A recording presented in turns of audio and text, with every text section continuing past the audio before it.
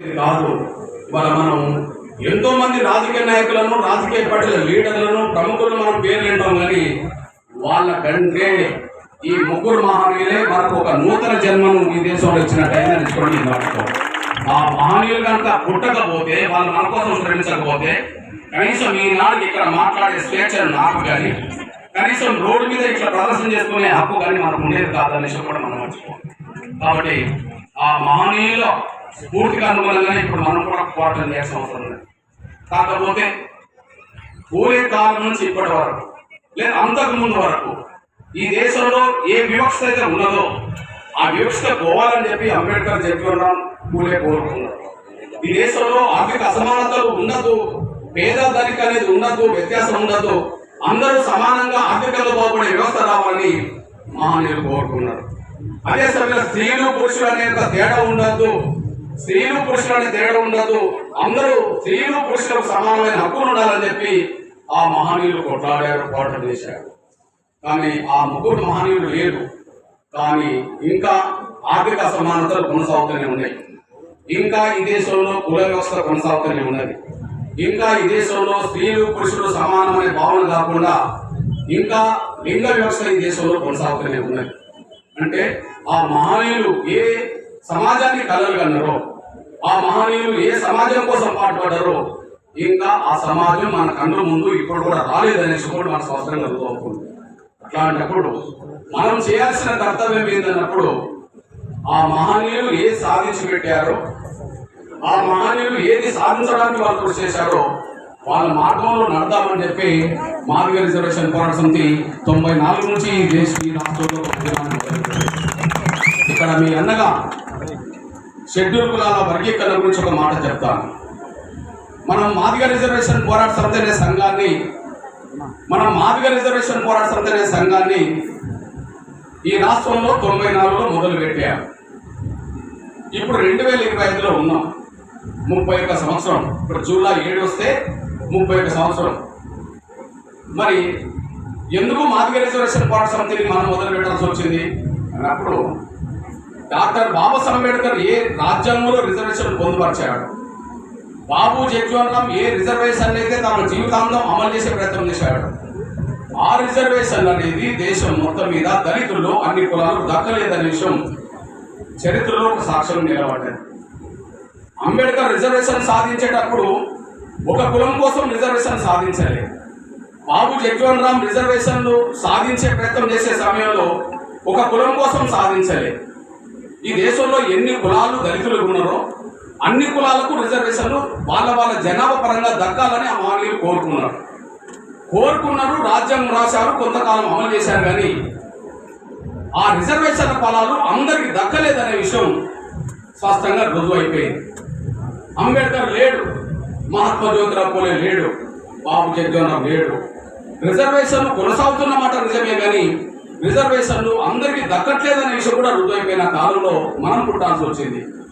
అట్లాంటప్పుడు అంబేద్కర్ సాధించిన రిజర్వేషన్లు, బాబు జగ్జీవన్ రామ్ సాధించి పెట్టిన రిజర్వేషన్లు దళితుల్లో ఉండబడే అన్ని కులాలకు దక్కే విధంగా చేయడం కోసమే ఎంఆర్పిఎస్ అనేది తెలుగు నేల మీద ఏర్పడ్డది, వాళ్ళ ఆశయాలకు అనుగుణంగానే ఏర్పడ్డది. అందులో భాగంగా నేను పుట్టక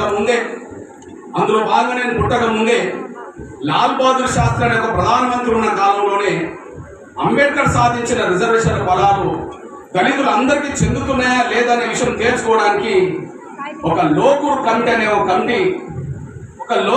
అనే కమిటీని ఆనాడు వేశారు.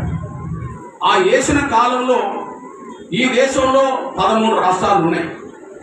అప్పుడు 13 రాష్ట్రాలు ఉన్నాయి, ఇప్పుడు సంఖ్య పెరుగుతున్నది, రాష్ట్రాల సంఖ్య పెరుగుతున్నది. రాష్ట్రాల సంఖ్య పెరిగినా ఆ రాష్ట్రాల నుంచి తీసిందే కదా. కాబట్టి 13 రాష్ట్రాలున్న ఆనాటి కాలంలో ఎస్సీ రిజర్వేషన్లు అమలు జరగాలనుకుంటున్నప్పుడు ఈ దేశంలో ఎన్ని కులాలు ఉన్నాయనే విషయం లెక్కలు చెప్పారు. ఈ దేశంలో 1165 కులాలు ఉన్నాయని చెప్పి లెక్కలు వచ్చినాయి.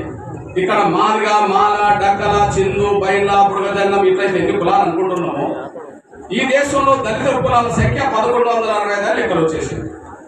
మరి అంబేద్కర్ సాధించే రిజర్వేషన్ ఫలాలు ఈ 1165 కులాలకు అందుతున్నాయా లేదా అని తెలుసుకోవడం కోసమే ఆనాడు కమిటీ పడ్డది.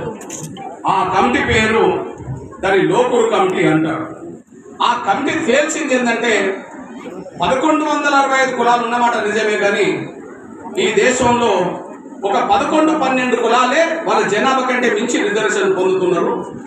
మిగిలిన వందలాది కులాలకు న్యాయం జరగలేదనే విషయం ఆనాడు ఆ కమిటీ చెప్పేసింది. అంటే ఉన్న కులాలు 1165, కానీ రిజర్వేషన్ ఫలాలు ఎక్కువ పొందుతున్నది 11 కులాలు.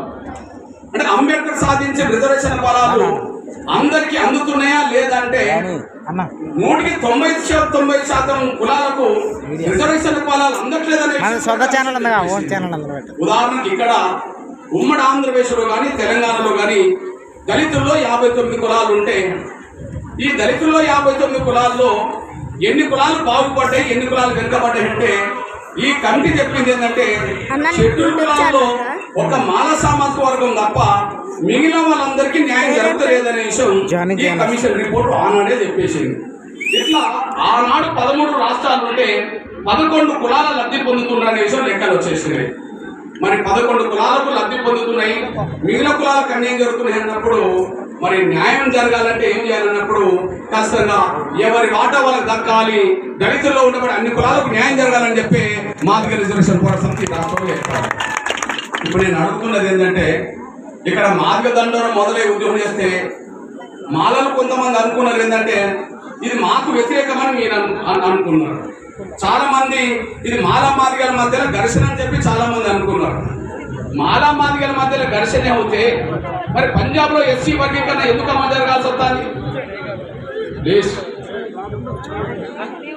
పంజాబ్ లో ఎస్సీ వర్గీకరణ ఎందుకు అమలు జరగబోతుంది? ఇక్కడ మాలా మాదిగలు 59 కులాలు ఉన్నాయి.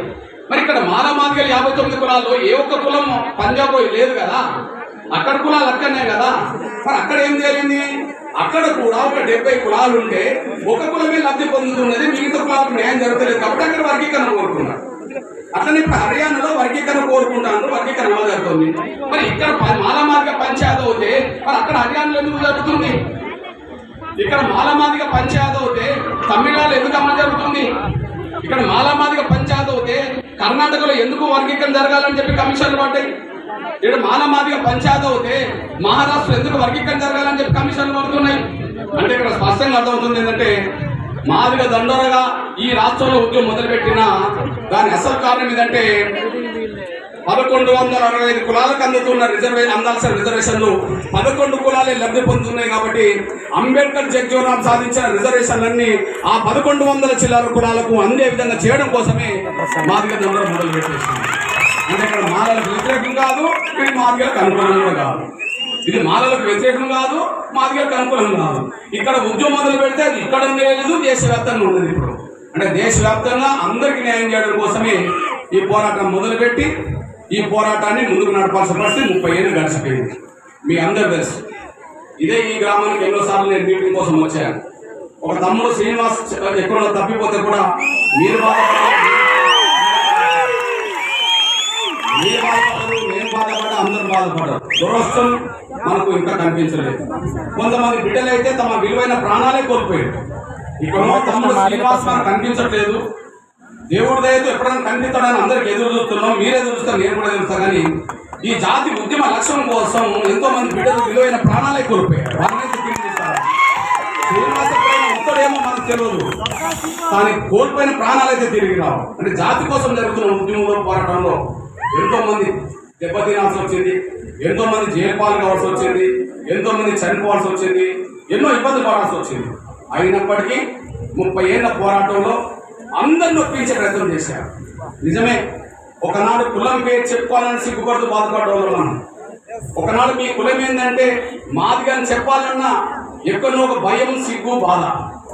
ఎక్కడ మాదిగని తెలిస్తే అవమానిస్తారో, ఎక్కడ మాదిగని తెలిస్తే చిన్న చూపు చూస్తారో, ఎక్కడ మాదిగని తెలిస్తే దూరం పెడతారో అని చెప్పి మన కులం మాదిగ అయినా ధైర్యంగా మాదిగని చెప్పుకోవడానికి బాధపడడం, సిగ్గుపడడం, భయపడడం. అట్లాంటి పరిస్థితి నుంచి ఈరోజు సగర్వంగా మేము మాదిగలము అని చెప్పి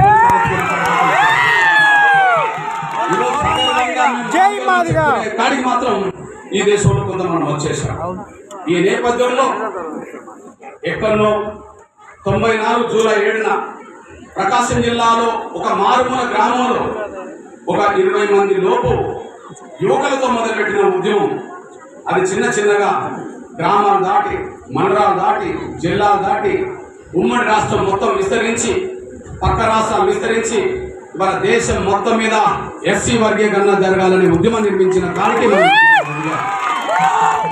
దేశం మొత్తం మీద ఇవాళ ఉద్యమం నిర్మించే కాడికి మనం 30 ఏళ్ళ పాటు పోరాటం చేశాం.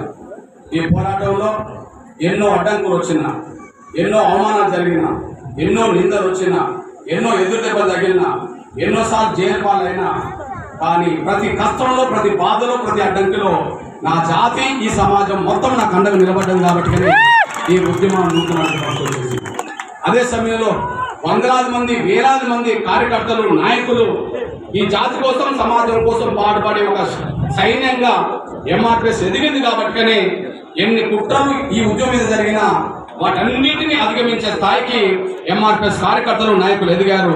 దీనివల్ల 30 ఏళ్ల పాటు ఉద్యమం నడిపే పరిస్థితి వచ్చేసింది.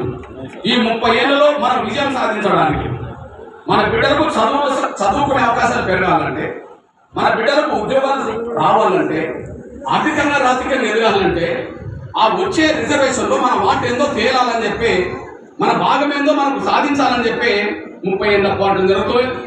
ఆ 30 ఏళ్లలో ప్రారంభంలో ఒప్పించింది చంద్రబాబు నాయుడు గారిని, ప్రారంభంలో ఒప్పించింది, మెప్పించింది చంద్రబాబు నాయుడు గారు. ఇది మనందరూ తెలుసు. ప్రారంభంలో ఒప్పించింది ఎవరిని, మెప్పించింది ఎవరిని? గౌరవ చంద్రబాబు నాయుడు గారిని. మరి ఇప్పుడు 30 ఏళ్ళ తర్వాత మనం ఒప్పించి మెప్పించింది ఎవరిని? గౌరవ నరేంద్ర మోడీ గారు. ఈ విషయం ఆనాడు ప్రారంభంలో గౌరవ చంద్రబాబు నాయుడు గారు, గౌరవ చంద్రబాబు నాయుడు గారు, అది మీ అందరికీ తెలుసు.